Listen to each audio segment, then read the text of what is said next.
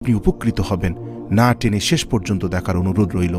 অন্যান্য নামাজের তুলনায় ফজরের নামাজ আদায়ের গুরুত্ব অনেক অনেক বেশি, কারণ যে সময়টিতে সবাই ঘুমের ঘরে ব্যস্ত থাকে সেই সময়টিতে আরামের ঘুম ভেঙে সকাল সকাল উঠে নামাজ আদায় করা সবার জন্য সহজ নয়। তাই ফজরের নামাজ পড়ার জন্য ঘুম থেকে উঠা এবং জামাতের সাথে তা আদায় করা, প্রিয় নবী সাল্লাল্লাহু আলাইহি ওয়াসাল্লাম এই সম্পর্কে অনেক সওয়াবের কথা হাদিসে ঘোষণা করে গেছেন। 1 নম্বর, জাহান্নাম থেকে মুক্তি এবং জান্নাত প্রাপ্তির সুসংবাদ।